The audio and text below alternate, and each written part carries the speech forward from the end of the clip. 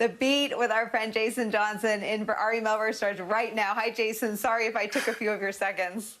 No, I was listening. Thanks so much, Nicole. Isn't she welcome awesome? to The Beat. Yeah. I'm Jason Johnson in for Ari Melber. Big show tonight. Breaking now. Pfizer just announced it's making a third booster dose vaccine to combat the Delta variant.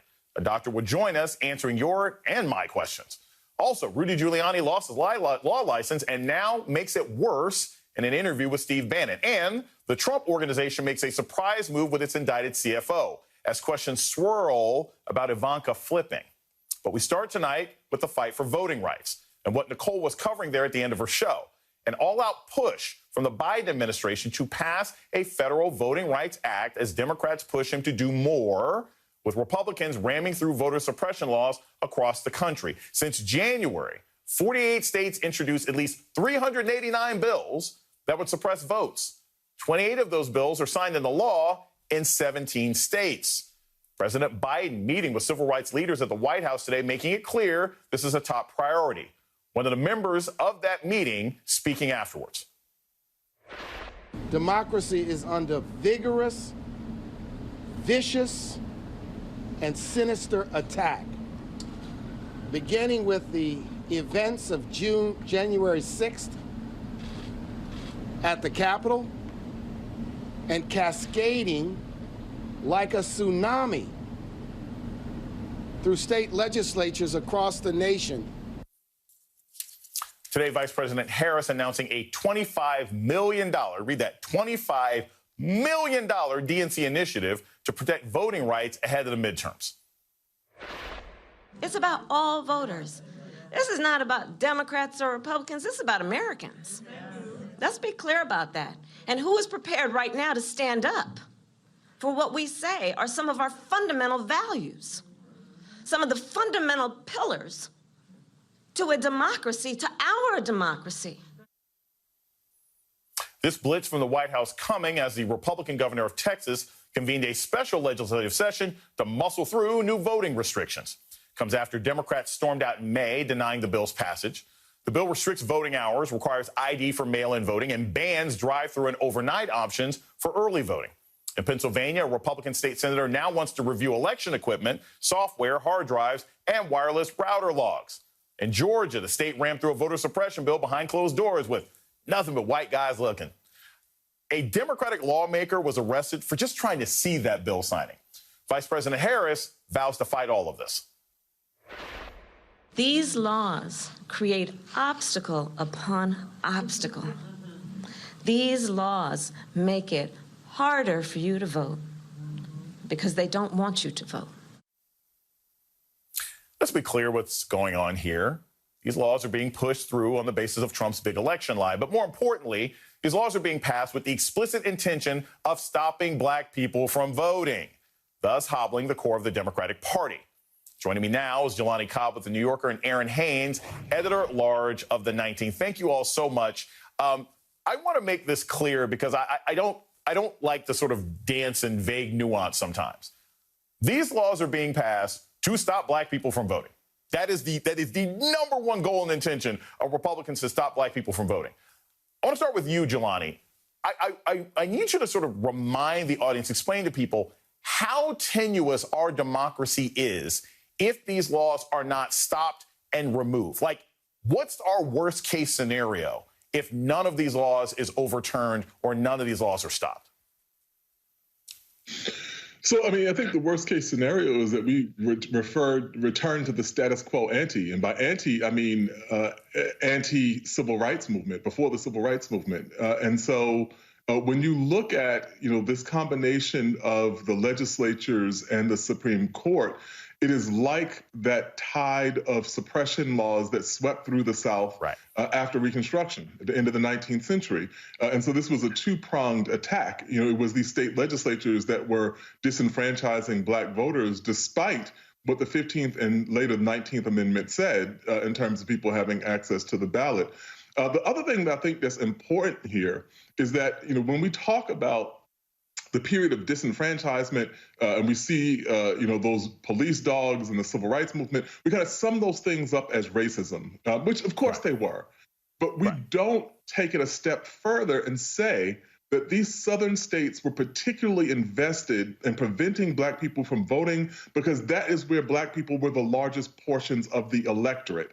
They were trying to remove people from the electorate in a way that is reminiscent of now because we're looking nationally. The South is a model for what has happened in national politics. There is a whole tide of people, of majority, an emerging majority, that they're interested in disenfranchising for the exact same reasons that the Jim Crow legislatures of the late 19th century were interested in disenfranchising Black people. Aaron, I have been saying all along, we've all been saying all along, that this needs to be the #1 priority of the Democratic Party, of Joe Biden. My fear is that, President Biden and Harris are going to mess around and find out next fall that if they didn't take this seriously enough, that we won't have a democracy to even fight for. If you allow Republican legislatures to overturn votes, if you allow people to just sort of wipe out whenever people are voting one way or another. My question for you is, from the administration, you've talked to many people in this administration. How dire is this? Is this an alarm bell situation to them, or do they see this as part of an overall series of policies that they want to push through? How serious is this to the people you've spoken to in the administration? Well, in the administration, President Biden and Vice President Harris both certainly acknowledge that they understand, that it was the Black voters who turned out in record numbers in the middle of a pandemic who got them to the roles that they currently occupy. And so, Vice President Harris certainly talked about that today at her alma mater, Howard University, saying that, Black voters exercised their power in 2020 and that this is a direct backlash to the exercising of that power. All of these bills that we are seeing, voter suppression bills masquerading as election integrity bills, we know, what this is about because the measures that are being proposed and are passing in state legislatures across the country are in direct response to the strategies that Black voters had to use, frankly, to be creative in the face of 21st century voter suppression. And so, if they don't get the message, civil rights leaders, activists are continuing to impress upon this administration the urgency that they feel and the reality that, if now is the time to be a single issue voter, the single issue that they need to care about is voting rights, because without that issue, none of the other priorities that this administration and that the Black voters that elected them want to see come to pass are going to happen. And that, is on the march even as we speak. You mentioned the Georgia law and so many other of the laws that were passed in state legislatures. A lot of those laws took effect July 1st, so at the beginning of this month. So some of these laws are already on the books, as Vice President Harris pointed out. And so, I think seeing them increasingly using the bully pulpit on a day like today, I think this is something that organizers and activists want to see, but they certainly want to see both President Biden and Vice President Harris going further on this. So, and here's the thing that I think is also important for everybody to understand. Contextually, the measures that were put in place last year during the pandemic led to record turnout across the board for Republicans and Democrats. Like, there was more turnout last year than the United States has had in decades. So you have to understand that what the Republican Party is trying to do right now is not because there was some sort of surge one way or another. They just don't want people voting, because clearly last year worked for them as much as it worked for anybody else. Jelani, I want to play some audio for you from one of the members of the Texas House talking about how important this is and what they're facing. Get your thoughts on the other side. My message to them would be, we need your help, and we need it now. We need H.R. 1. We need the John Lewis Voting Rights Act to be able to block suppressive laws like the Texas legislature wants to pass, the Republicans here want to pass, and in other states around the country. I'm seeing this sort of hologram projection. Help me, Merrick Garland. You're my only hope. What should the Department of Justice be doing right now, in particular in Texas? We've seen these laws all over the place, but I think the Texas legislature, the Democrats there have done a really good job of saying, hey, help now. We're in the compactor. We need some help here.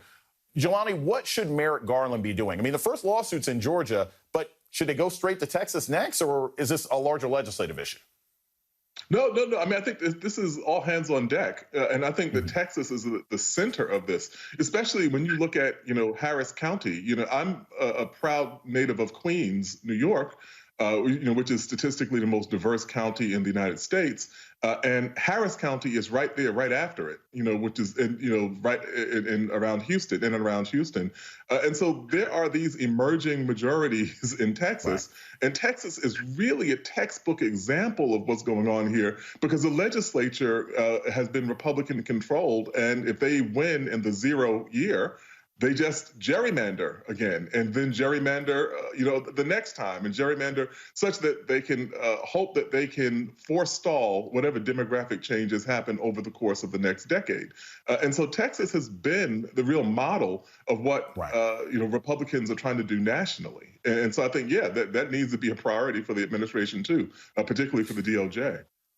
I want to point this out because I think this is a great point, Jelani, and we'll show this in another segment. If you look at some of the congressional districts in Texas, they look like a Rorschach test. I mean, like Dan Crenshaw's district is absolutely ridiculous the way it snakes around and is written in a way for no other reason than to try to suppress and choke out and limit the access and the voices of non-likely Republican voters. Aaron, I want to play you some sound from a member of Congress from Texas making a more specific pledge or making a more specific request to this administration and get your thoughts on that on the other side. I think it's certainly time for the president to make, pushing to pass H.R. 1 and the John Lewis Voting Rights Act, to make those as high a priority as anything else on his agenda. So we're hearing it from the state legislature. We're hearing it from the caucus that's coming from the state. We see Joe Biden talking about these kinds of issues. We see the money going out. Aaron, my question for you is, even with, say, what Vice President Harris talked about, $25 million, where does that money actually go, right? I mean, like, where does that money go that actually ends up making a difference? Because you can give me $5, $25, $25 million if I've only got one polling place in my neighborhood of 400,000 people. I don't know that $25 million is necessarily going to change anything. Yeah, and another thing, Jay. So yes, so the $25 million is going to go to things like voter education, voter registration, voter turnout, and also some monitoring of polls to make sure that there are no shenanigans, at these precincts in upcoming elections. But I mean, let's be clear: $25 million. Yes, that is a lot of money. I would not be sad to have it in my bank account tomorrow. P.S. But $25 million. Is really a drop in the bucket when you think about the tsunami of voter suppression efforts that are happening across the country that Mark Morial, head of the Urban League, mentioned after the meeting that they had with President Biden and Vice President Harris. And so, I mean, Mark Elias has already said, to your previous point with Jelani, that if Texas passes this law, then they plan to sue. Right. But really, these organizers, Congressman Allred and others realize that the time is now because we are in a very narrowing window here, towards the end of the summer where people like him and his colleagues in Congress are going to be shifting from governing to campaigning again so that they can get reelected in this climate where you have voter suppression. And so, having laws on the books like the For the People Act, the John Lewis Voting Rights Advancement Act would certainly be beneficial to Democrats who are hoping that the electorate will continue to be expanded and that voters won't be up against the kind of challenges that they were up against in 2020 as these state legislatures are trying to make it harder for people to cast their ballot up and down the ticket. $25 million spread over 17 states, that doesn't break down to a lot. That's like one tweet from Stacey Abrams. Like, they really need to be putting a lot more money into this effort. Jelani Cobb and Aaron Haynes, thank you so much for starting off the show today.